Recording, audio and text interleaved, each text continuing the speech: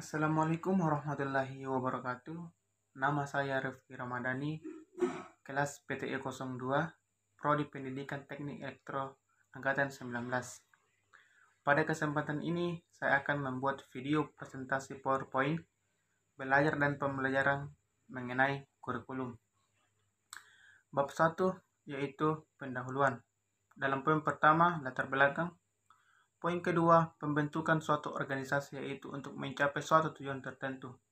Poin ketiga, begitu pula dengan salah satu organisasi yang sangat besar seperti dunia persekolahan dalam tingkat nasional.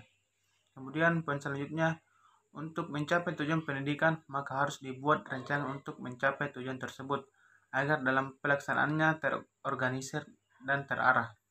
Selanjutnya, oleh karena itulah kita mengenal yang namanya kurikulum. Kemudian, kurikulum berfungsi sebagai pedoman dalam pelaksanaan kegiatan pendidikan di sekolah bagi pihak-pihak yang terkait. Selanjutnya, fungsi-fungsi kurikulum. Dalam fungsi-fungsi kurikulum ada beberapa, yaitu fungsi penyelesaian, fungsi integrasi, fungsi referensial, fungsi persiapan, fungsi pemilihan, dan fungsi diagnostik. Bab 2 pembahasan. Pengertian kurikulum. Secara etimologis, istilah kurikulum berasal dari bahasa Yunani, yaitu kurir yang artinya pelari, dan kurer yang berarti tempat berpacu. Kurikulum berasal dari dunia olahraga pada zaman Yunani kuno di Yunani, yang mengandung pengertian suatu jarak yang harus ditempuh oleh pelari dari garis start sampai finish, kemudian digunakan oleh dunia pendidikan. Secara terimologi, istilah kurikulum digunakan dalam dunia pendidikan, yaitu sejumlah pengetahuan atau kemampuan yang harus ditempuh atau diselesaikan siswa guna mencapai tingkatan tertentu secara formal dan dipertanggungjawabkan. Bahasa Latin kurikulum.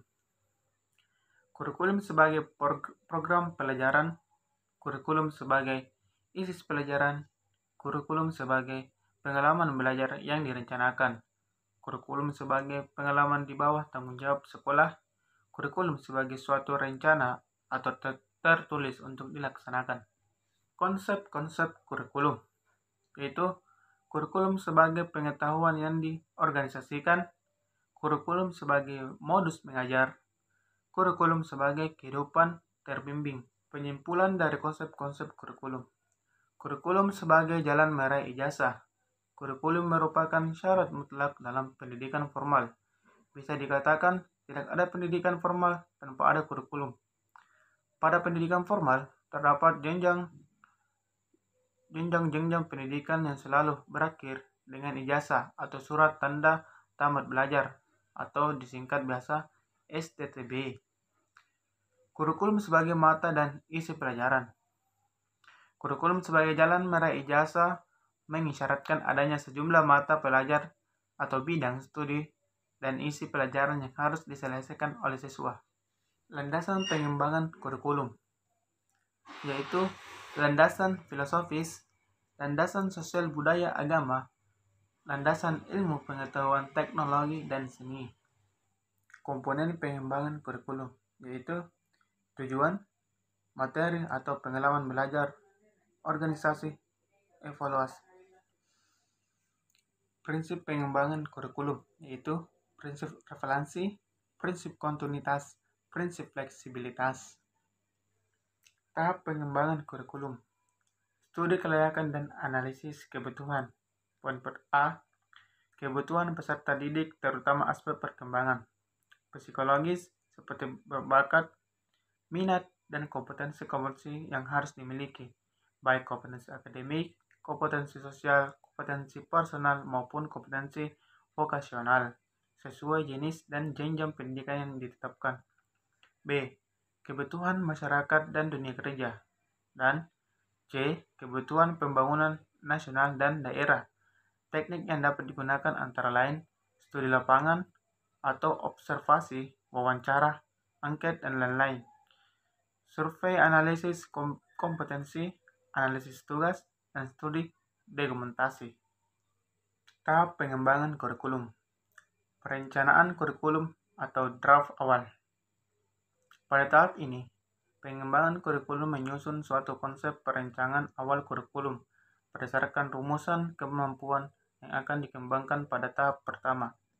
Kemudian dirumuskan tujuan kurikulum yang mendasari rumusan isi dan struktur kurikulum yang diharapkan. Pengembangan rencana operasional kurikulum. Pada tahap ini, pengembangan kurikulum membuat rencana operasional kurikulum yang meliputi penyusunan silabus, pengembangan bahan ajar, dan menentukan sumber-sumber belajar seperti buku sumber, modul, narasumber, dan sebagainya. Pelaksanaan uji coba terbatas kurikulum di lapangan.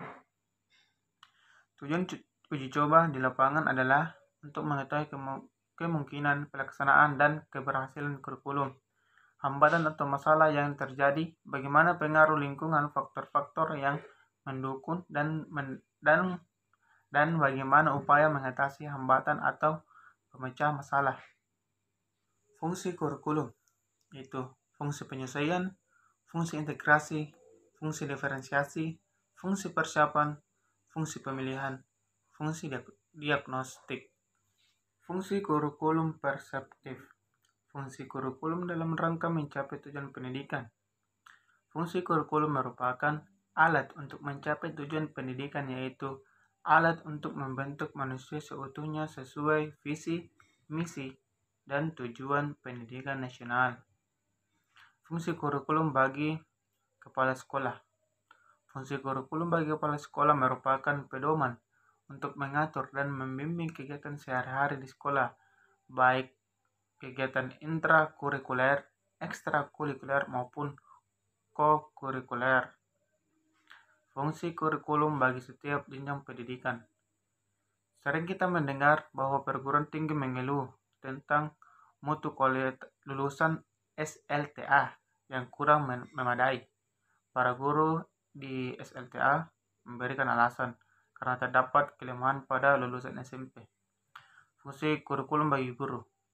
Dalam praktik, guru merupakan ujung tombak pengembangan kurikulum sekaligus sebagai pelaksana kurikulum di lapangan.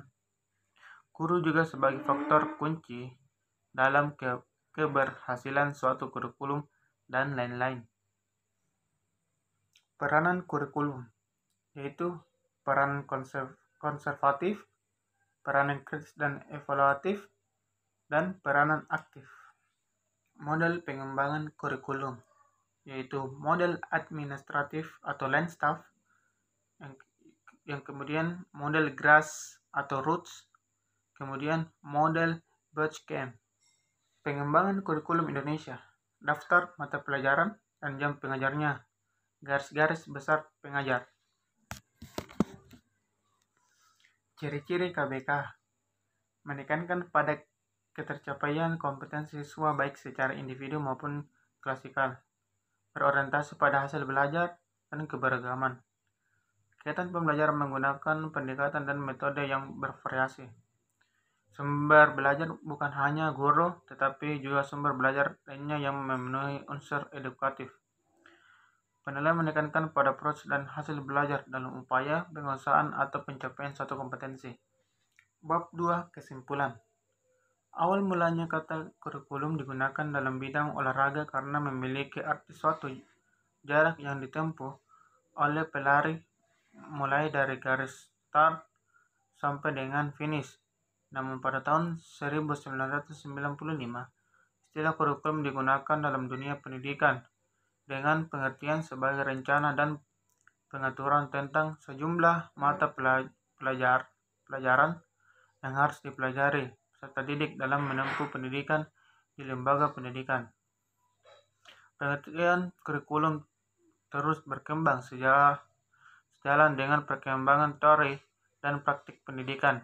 Kurikulum memiliki 6 fungsi, yaitu fungsi penyesuaian, fungsi integrasi, fungsi diferensiasi, fungsi persiapan, fungsi pemilihan, fungsi diagnostik. Kurikulum dalam pendidikan formal di sekolah atau madrasah memiliki fungsi sebagai acuan atau pedoman dalam kegiatan pendidikan Selain itu memiliki peranan yang sangat strategis dalam menentukan pencapaian tujuan pendidikan. Di antaranya ada peranan konservatif, kreatif, serta kritis dan evaluatif.